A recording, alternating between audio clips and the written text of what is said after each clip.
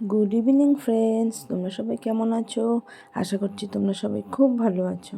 আর আমিও দেখো খুব ভালো আছি। আর আজকে জানো তো আমি কি বানিয়েছি? পোলাও বানিয়েছি, বাসন্তী পোলাও। আর এই বাসন্তী পোলাওর সাথে হচ্ছে কষা মটন, বুঝেছো? যেটাকে বলে মটন কষা। আর দেখো তোমরা বাসন্তী পোলাও আমি কীরকম করে বানিয়েছি। হ্যাঁ, কীরকম করে বানিয়েছি সেটা তোমাদেরকে দেখাতে পারলাম না, কারণ খুব তাড়াহুড়োর মধ্যে বানিয়েছি। তো তোমাদেরকে এটাই দেখালাম যে আজকে আমি এটা বানিয়েছি।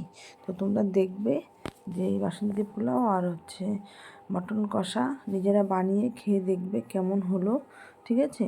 আর এর মধ্যে আমি কি কি দিয়েছি সেটা বলে দিচ্ছি। এর মধ্যে আমি ওই কিশমিশ, কাজু বাদাম আর তোমার একটুখানি আতর দিয়েছি, আর হচ্ছে তোমার দিয়েছি একটু গোলাপ জল দিয়েছি। আর বাসন্তী পোলাওর জন্য তোমার হচ্ছে আমি গোবিন্দভোগ চাল দিইনি, এটা হচ্ছে বিরিয়ানির চাল দিয়ে করেছি।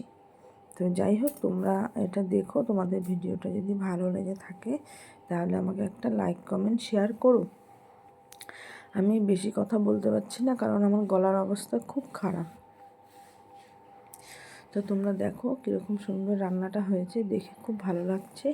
তার সাথে একটু স্যালাড নিয়ে নিয়েছি, খাওয়াটা পুরো জমে যাবে, বুঝেছো? তো তোমরা দেখতে থাকো, ঠিক আছে? আমি বেশি কথা বলতে পারছি না। সারাদিন কাজের মধ্যে থাকি, তো কাজের মধ্যে থেকে না ভিডিও যে করব, তোমাদেরকে যে দেখাবো, সেই সময়টা আমি একদম পাই না। নয়তো আমি তোমাদেরকে ভিডিও করে দেখাতে পারতাম। খুব তাড়াহুড়ো করে দোকান থেকে এসে আমি এই বিকেলবেলা এটাকে বানিয়ে রেখেছি তাড়াহুড়ো করে, তখন আর ভিডিও করতে পারিনি। তো তাই এখন তোমাদেরকে এটা দেখালাম, বুঝেছো? আর এই দেখো এখন খেতে বসেছি। আমার মনটা তো খুব খুশি, এত সুন্দর মটন কষা, এত বড় বড় মটনের পিস।